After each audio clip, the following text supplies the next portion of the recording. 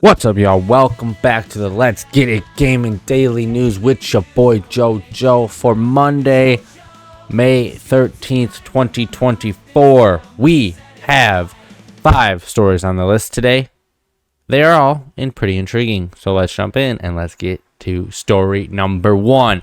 Story number 1 comes from IGN's Alex Stadium. PlayStation names Hideki Nishino and Herman Hulst as new CEOs, succeeding Jim Ryan. Sony will be replacing former PlayStation boss Jim Ryan with 2 CEOs, Hideki Nishino and Herman Hulst, the company announced today. Effective June 1st, 2024, Hideki Nishino will be CEO of SIE's Platform Business Group, and Herman Hulst will be CEO of SIE Studio Business Group. As revealed in a press release today, Hiroko Tuki had been serving an interim CEO in the wake of Ryan's retirement and will serve as chairman of SIE in addition to his role as president, COO, and CFO of Sony Group Corporation. Both Hulst and Nishino will report to Totoki. I do apologize for the pronunciation of these gentlemen's names, but I'm just, illiterate to the fullest of extent.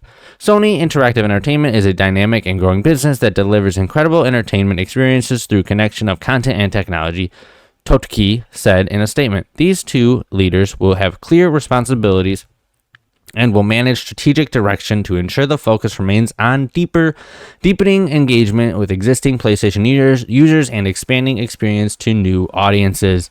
As Senior Vice President of the PlayStation Experience Group, Nishino is already embedded in PlayStation's hardware and tech operations. In his new role, Sony says he'll continue to be responsible for technology, products, services, and platform experience, as well as overseeing third-party publishers and developers, relations with commercial operations, including sales and marketing of hardware, services, and peripherals.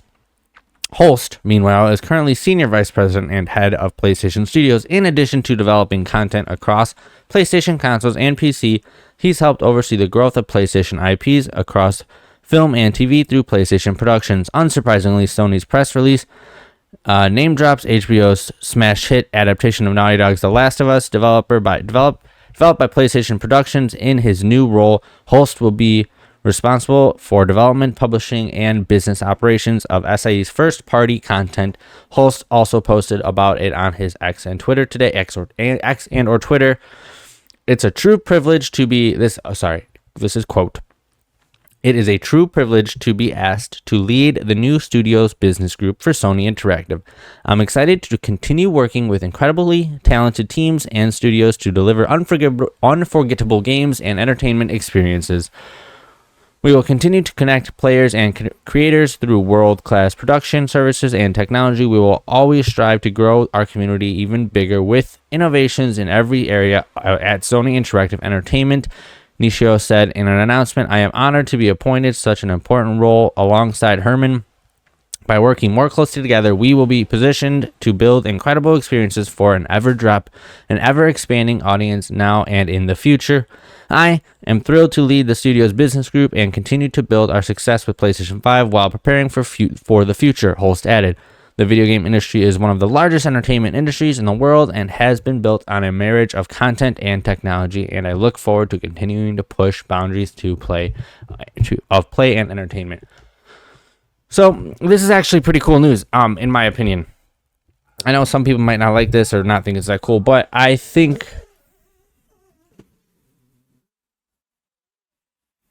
that's my freeloading co-host abruptly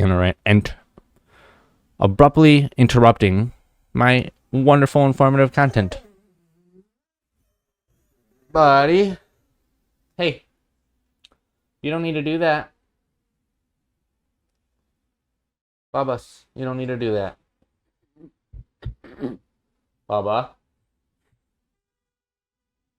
Hey. That's enough.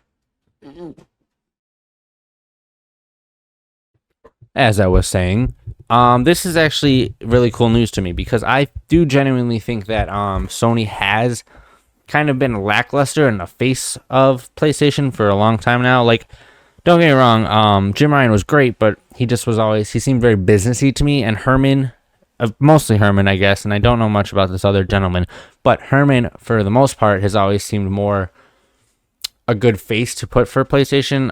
It's kind of cool that we're going to kind of get that, forget the previous face, like the previous ones that we had at PlayStation. They were great. I don't know why I'm blinking on their names, but I probably should have got that information together, but you know what I'm talking about. If you know PlayStation, you know who I'm talking about.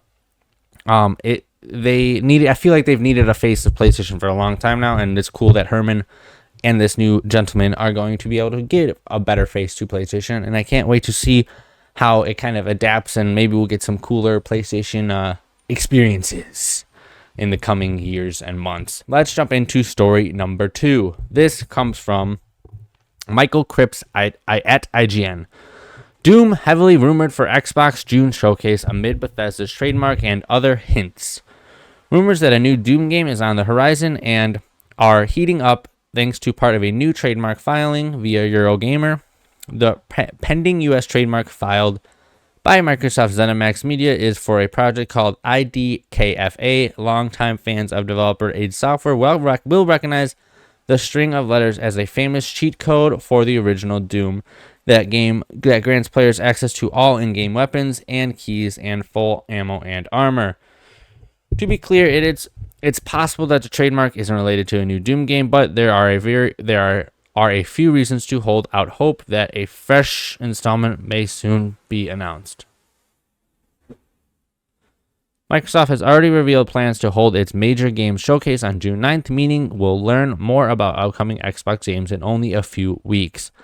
Leaked court documents from last year also mentioned a mysterious title known as Doom Year Zero through details on what this project could be have yet been to be revealed. The Verge, Tom Warren, has also reportedly teased the Doom's announcement could arrive during the upcoming June showcase. Eurogamer says it had heard similar information. The last mainline Doom entry arrived in March 2020 with Doom Eternal, which went on to receive 2 expansions by March 2021, while Microsoft has recently moved to shutting down Bethesda's Tango Gameworks and Arcane Austin. id Software has remained quiet when it comes to how it might continue its classic FPS franchise.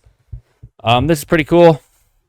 I've never been a big Doom fan, but I know there's a lot of... I shouldn't say I'm not a fan. It just was never my style, that like roguelike, I guess, kind of sort of vibe to it, where you just kind of pile through and just destroy and blow up and destroy. Was just never my forte. But for those of you that do love the Doom games, this is cool news. I figured it was definitely worth putting in for today's update. But yeah, so that'll be fun. Hopefully we'll get some more cool announcements at the Xbox Showcase, and I'm looking forward to it, and I hope y'all are too.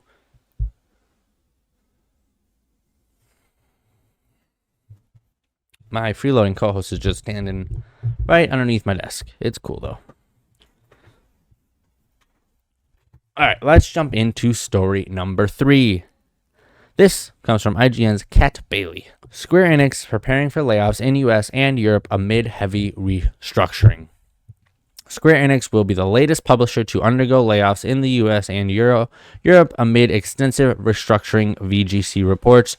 Square Enix president Takashi Kiryu reportedly confirmed that layoffs will take place in the US and Europe during an internal town hall on Monday. IGN can confirm that the town hall took place and that workers within Square Enix are bracing for layoffs as a result. According to VGC, many of the Square Enix internal Slack channels were locked following the meeting. According to the report, at Square Enix publishing ARM IT and Indie Division are among the areas that will be most affected by layoffs. The scale of the layoffs has not been confirmed.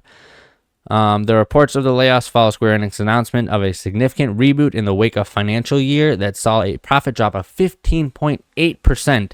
Square Enix finances has been under increased scrutiny of late due to the reports of Final Fantasy VII Rebirth and Final Fantasy 16 failing to meet internal expectations. Square Enix is plotting a 3-year plan in hopes will spur long-term growth, including a shift to multi-platform development. Square Enix recently absorbed $140 million in content abandonment loss due to canceling multiple unannounced projects and has reportedly elevated a new group of creators according to a Bloomberg report.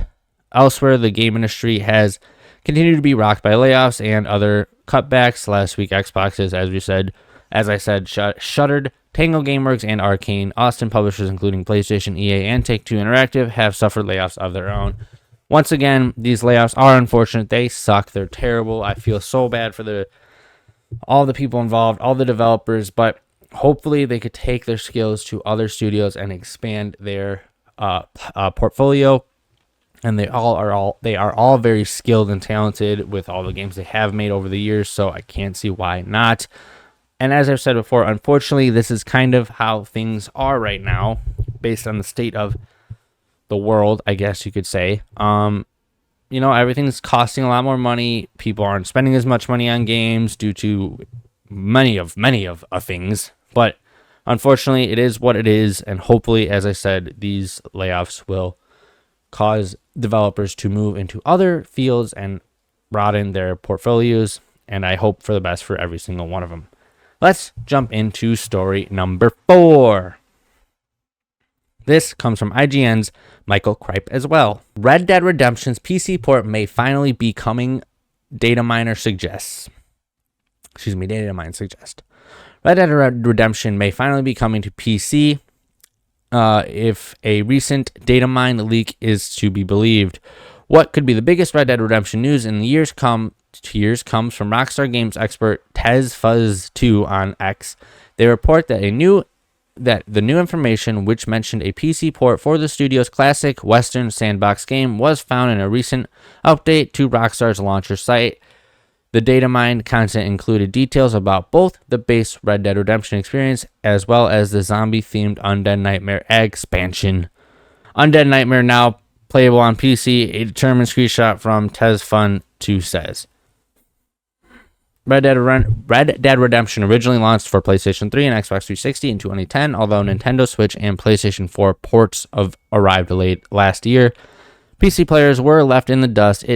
If the determined information turns out to be accurate and Red Dead Redemption comes to PC before the end of 2024, it would mark the first time the title has been officially available on the platform in 14 years.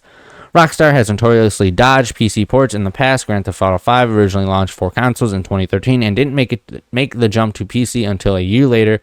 Red Dead Redemption 2 saw a similar release strategy as it launched consoles in 2018 and PC in 2019. The elusive Grand Theft Auto 6 is also currently listed to release for PlayStation 5 and Xbox Series X first.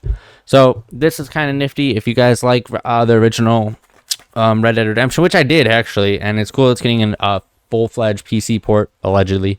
And it's cool that it's going to be getting revamped. So hopefully for all you Red Dead lovers, you'll be able to jump in and enjoy a PC version of it. Let's jump into story number 5. This is our 5th and final story of the day. This comes from GameSpot's George Yang. Assassin's Creed, codenamed Red, renamed, official reveal coming later this week, release date leaked. Ubisoft has announced that it will be doing a full reveal of Assassin's Creed codenamed Red on May 15, and also that it will be dropping its colorful codename instead for the first Assassin's Creed game set in Japan will now be called Assassin's Creed Shadows. Additionally, the game's release date is apparently November 15th, 2024. The reveal will start on May 15th at 9 a.m., 12 p.m. Eastern Time, and this will be the first brand showcase dedicated to Assassin's Creed Shadows. Ubisoft didn't provide any more information on the game, but fans are curious whether it will skip the previous generation of consoles. According to the Ubisoft Store listing data, it appears that it will come to PC, PS4, PS5, and Xbox Series X and S, skipping the Xbox One. However, one insider claims that the game will not come to PS4. We will not likely get confirmation on available platforms when Ubisoft airs the debut reveal trailer later this week. Assassin's Creed Shadows was revealed back in 2022 and takes place in a feudal Japan. Given the franchise's theme of stealth, a game set in Japan featuring figures like ninjas felt like a natural fit.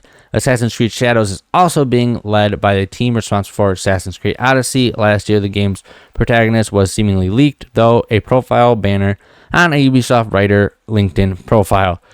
Ubisoft has several other games in series in development, including the mobile-focused Assassin's Creed Jade set in China and the witch-centered Assassin's Creed codename Hex. This is cool. I just thought it was fun to put in there. I am actually kind of looking forward to this Assassin's Creed. I don't remember the last Assassin's Creed I played. I think I played Odyssey a little bit, but I didn't spend too much time with it. But this one sounds cool. Stealth, ninjas, samurais. It would be cool. I would love to do a little assassination with samurai and or ninja skills. So that is cool, and I'm looking forward to that release. Can't wait. I will be sure to cover all the information once it comes out.